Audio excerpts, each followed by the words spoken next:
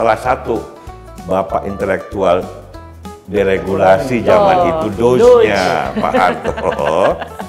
Ayahanda Pak Prabowo sendiri, Profesor Sumitro Joyo Hadikusumo, ini bukunya bagus sekali, menjelaskan buku tipis, tetapi isinya sangat bagus, mungkin perlu dibaca untuk penuh daging dan gampang dibaca. Daging semua. Beliau ini kan salah satu autor intelektual dari perubahan paradigma baru pemerintah tahun 80-an yang lebih kayak tadi pidato Pak Prabowo kan swasta, deregulasi. Kalau mau 8%, yang tadi kan ada infrastruktur, ada swasembada pangan, ada makan siang gratis. Tapi tidak bisa juga kalau tidak memperhatikan hal-hal besar yang lain. Investasi kita bagaimana, Pak Sumitro memperingatkan Pak Harto dan pemerintahan tahun 80-an tentang inefisiensi yang dia perkenalkan istilah ICOR.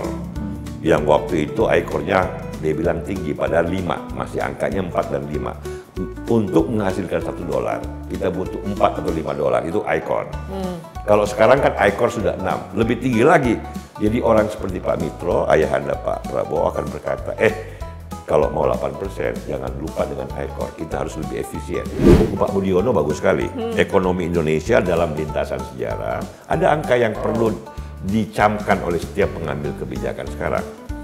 Tahun 83, itu ekspor kita cuma $5 miliar. 5 miliar dolar. Setelah 10 tahun, tahun 93, dia meningkat menjadi $27 miliar Pak Dayat. Dan tahun 95, $37 miliar. Jadi dari 5 menjadi 37 miliar dalam waktu 10-12 tahun. Itulah geliat ekspor kita, geliat non-migas ya, non-migas minyak turun tapi kita bisa deregulasi, mengembangkan sektor-sektor produktif dan berhasil melakukan ekspor yang dahsyat peningkatannya. Makanya kan tumbuhnya bisa 7%, 8%.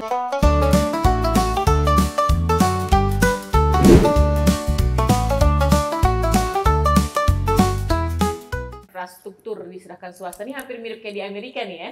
DOGE, Department of Government Efficiency gitu kan ya. Semangat. Saya kira memang semangatnya sih sama ya, artinya tidak menegasikan peran pemerintah, tetapi kan pemerintah melakukan apa yang tidak bisa dilakukan oleh masyarakat, apa yang tidak bisa dilakukan oleh sektor swasta. Sehingga apa yang bisa dibiayain oleh partnership dengan swasta atau partnership swasta dan pemerintah itu kan jauh lebih bagus ketimbang pemerintah semuanya. Betul. Infrastruktur penting sekali dan Pak Prabowo pidatonya di Kadin itu kalau kita dengarkan itu memang game changer, paradigma baru dalam pengertian beliau ingin supaya lanjutkan dari Pak Jokowi kan infrastruktur, tapi kan di Pak Jokowi kan heavy BUMN ya, artinya sehingga BUMN-nya sendiri keteteran kan, banyak yang minta bantuan pemerintah. Akhirnya kan juga minta bantuan pemerintah lewat APBN kan, penanaman modal lagi dari pemerintah gitu loh. Nah, kalau swasta bisa melakukan, kalau memang menguntungkan kan swasta pasti bisa, asal dikasih regulasi yang bagus, ada insentif, pasti bisa lah. Jalan tol yang laku, jalan kereta api yang memang akan ada bisnisnya. Jadi dengan begitu kita bisa membangun pemerintah tadi konsentrasi pada yang memang nggak mungkin swasta kan, memberi makan siang gratis, memberi sekolah, itu harus pemerintah. Jadi intinya adalah tinggal bagaimana melaksanakan ke depan. Sebagai sebuah ide bagus sekali dan ini kan mengingatkan kita terkait ya dengan ide Pak Prabowo untuk tumbuh 8%. Ya, tumbuh 8% itu kan penting untuk kalau kita lihat 20 tahun ke depan. Ya, bukan cuma buat tahun ini dan tahun depan. Tahun ini, tahun depan barangkali 5-6%. Tapi kalau kita bisa pukul rata ke depan 20 tahun bisa 8%, ini penting sekali. Nah, dalam sejarah kita pernah tumbuh 8% atau mendekati 7,8, 7,9% itu tahun 95, 8% zaman Pak Harto. Atau tahun 90, 89, 88. Bahkan lewatannya pernah juga 7, ya, lewat 8 kan, tahun 1995. Itu masa deregulasi. Masa DOGE-nya Pak Harto. Ya. Itu tuh Mas, saya ingat ini Mas, Mas ya kira-kira. Mendobrak sentralisme Orde Baru. Ya, itu studi tentang masa itu. Jadi kalau Pak Prabowo mau 8%, kita pernah kok. Ya tentu saja mengulang kan nggak bisa plek-plek sama gitu, kan zamannya beda, tantangannya beda. Tetapi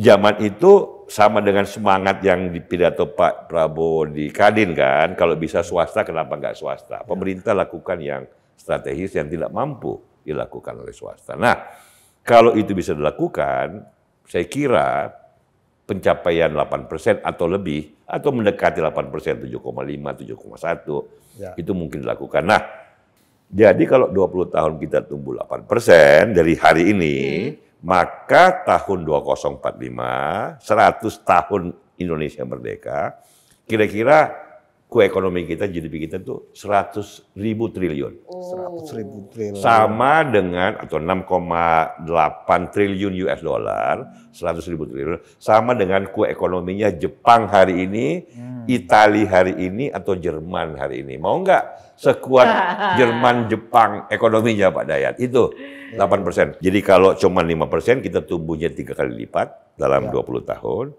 Kalau 8%, kita tumbuhnya hampir 5 kali lipat dalam 20 tahun. Sudah menyamai skala ekonomi Jerman, Jepang, dan Italia hari ini.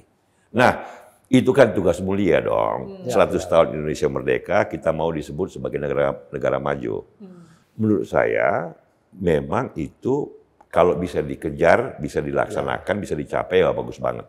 Saya kan tadi bilang kalau Cina memang dianggap dahsyat karena pernah selama 10 tahun lebih itu 12%, di atas 10%. Kita bisa 8%, pernah di zaman Pak Harto kan. Nah, 8%, 7,8%, 7,7%. Kalau mau mengerti itu dan bagaimana mencapainya, ada beberapa buku yang bagus Pak Dayat untuk dibaca. Yang pertama, ini tokoh utama salah satu bapak intelektual deregulasi zaman itu, dosnya Pak Harto. Ayahanda Pak Prabowo sendiri, Profesor Sumitro Joyohadikusumo. Ini bukunya bagus sekali, menjelaskan buku tipis, tetapi isinya sangat bagus. Mungkin perlu dibaca untuk penuh daging dan gampang dibaca. Daging semua. Beliau ini kan salah satu autor intelektual dari perubahan paradigma baru pemerintah tahun 80-an yang lebih kayak tadi pidato Pak Prabowo kan, swasta, deregulasi. Kalau yang muda-mudanya, Iwan Jaya Asis, Dr. Syahril, termasuk Sri Mulyani. Muda waktu itu ya. Muda waktu itu, dan Maria Pangestu. Ini Pak Budiono juga waktu itu sudah ikut, tetapi masih junior. Nah ini Pak Budiono juga menulis buku yang bagus. Ya ada 2 buku, Ekonomi Indonesia dari Pak Budiono dan Ekonomi Indonesia Mau Kemana. Saya kira untuk belajar tentang itu, mencapai 8%. Kan kita sudah pernah diskusi Acemoglu kan. Nah, Pak Budiono ini kira-kira bisa dibilang Acemoglunya Indonesia lah. Berpikir ekonomi tapi juga institusi. Itu kan penting. Nah, Pak Nitro, ada bukunya yang lain. Mel, Teori Ekonomi dan Pertumbuhan Ekonomi Pembangunan. Dan pembangunan. Ini juga bagus sebagai kerangka. Karena dalam buku ini ada penjelasan perubahan struktural ekonomi Indonesia. Ini kan Pak Prabowo mau melanjutkan nih perubahan struktural, investasi, hilirisasi, industrialisasi yang berkelanjutan. Jadi kalau mau 8%, yang tadi kan ada infrastruktur, ada swasembada pangan, ada makan siang gratis, tetapi tidak bisa juga kalau tidak memperhatikan hal-hal besar yang lain. Investasi kita bagaimana Pak Sumitro memperingatkan Pak Harto dan pemerintahan tahun 80-an tentang inefisiensi yang dia perkenalkan istilah ICOR. Yang waktu itu ICOR-nya dia bilang tinggi, padahal 5, masih angkanya 4 dan 5. Untuk menghasilkan $1, kita butuh 4 atau 5 dolar, itu ICOR. Kalau sekarang kan ICOR sudah 6, lebih tinggi lagi. Jadi orang seperti Pak Mitro, ayahanda Pak Prabowo akan berkata, kalau mau 8%, jangan lupa dengan ICOR. Kita harus lebih efisien ekonomi kita. Investasi kita harus tumbuh dengan cepat, tetapi dengan lebih efisien. Karena itu pidato di Kadin sebagai paradigma penting. Harus ada swasta, harus ada deregulasi, harus ada kemungkinan keterbukaan ekonomi yang lebih efisien dan produktif. Kira-kira itu pesan paling penting dari apa yang bisa kita sampaikan hari ini, Mel, kira-kira. Mas, yang zaman Soeharto tadi ya, Ya. Pak Soeharto berhasil pertumbuhan ekonomi itu salah satu kuncinya adalah deregulasi. Ya, Tapi saat itu dunia kan memang lagi gencar-gencarnya globalisasi itu. ya itu puncak globalisasi Betul, memang. puncak Ya. globalisasi itu ya pada zaman Soeharto bikin deregulasi itu gitu. Nah buat Pak Prabowo ini kan tantangan nggak berat juga Mas. Karena berharap 8% melihat interaksi perdagangan internasional Ya, ya. kan sangat penting. Gimana Mas Celim? Apalagi kan sekarang kan orang bilang mungkin ada proteksionisme, perang tarif Betul, kan, betul. situasi internasionalnya apakah mendukung apa enggak itu first. penting, itu Ini penting. kan bisa berlaku Amerika pada first. setiap negara Yes, kan. yes. China first, Jerman first, bagus tuh. Setiap negara mau kayak gitu gitu. Itu yang namanya autarki Pak Jadi Dayat. kalau bahasa yang agak kasar, yakin lo 8%. Ya. Kira-kira gitu tuh. Ya, di sini kan diplomasi dunia. Ya. Mudah-mudahan Pak Prabowo kan memang sering keliling dan melakukan diplomasi untuk meyakinkan bahwa semuanya akan beruntung kalau globalisasi diteruskan. Tentu saja kelemahannya diperbaikin, kekuatannya dimagnify. Nah, contoh tadi Dayat bilang bahwa salah satu kunci kenapa Pak Harto berhasil tadi tumbuh 8%, 7, sekian persen, zaman deregulasi karena juga sistem dunia kan. Waktu itu kita berhasil mengembangkan ekspor. Kalau dulu sebelum itu, penghasilan Indonesia ini dari migas, minyak dan gas. Setelah harga minyak merosot, kita bisa deregulasi dan mengembangkan industri yang mengekspor. Nah ini buku Pak Budiono bagus sekali. Ekonomi Indonesia dalam lintasan sejarah. Ada angka yang perlu dicamkan oleh setiap pengambil kebijakan sekarang. Tahun 83, itu ekspor kita cuma 5 miliar dolar. 5 miliar. 5 miliar dolar. Setelah 10 tahun 93, dia meningkat menjadi 27 miliar dolar Pak Dayat. Dan tahun 95, 37 miliar dolar. Jadi dari 5 menjadi 37 miliar. Dalam waktu 10-12 tahun. Itulah geliat ekspor kita, geliat non-migas ya, non-migas minyak turun tapi kita bisa deregulasi, mengembangkan sektor-sektor produktif dan berhasil melakukan ekspor yang dahsyat peningkatannya. Makanya kan tumbuhnya bisa 7%, 8%. Nah, pertanyaan Pak Dayat kan penting.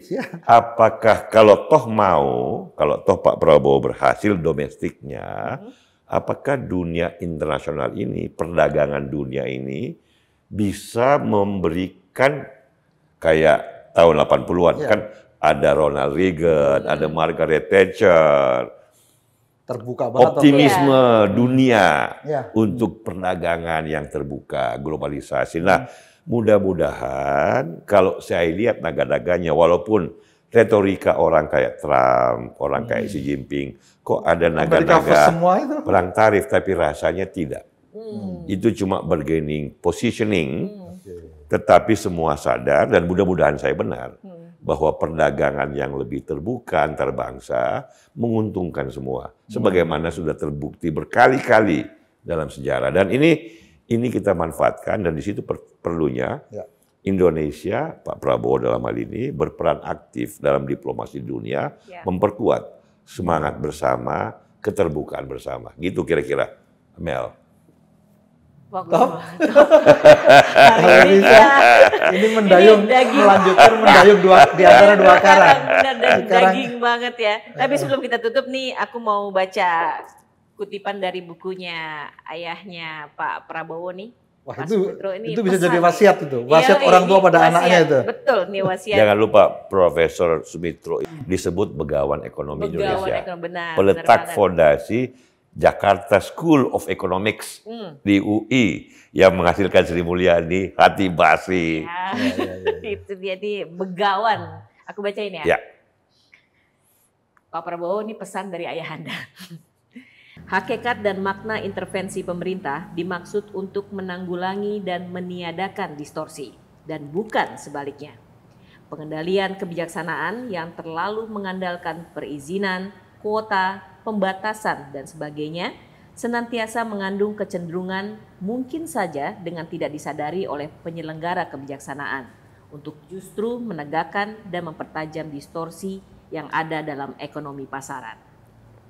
Itu dia pesannya ayahanda Sumitro kepada Pak Prabowo yang sekarang jadi presiden kita. Ya, saya kira pesan keramat itu. Ya, saya kira pesan yang mulia Dan kita semua berharap pemerintahan Republik Indonesia yang dipimpin Pak Prabowo, saya kira insya Allah akan sukses gilang gemilang. Sebagai warga negara kita mengharapkan itu.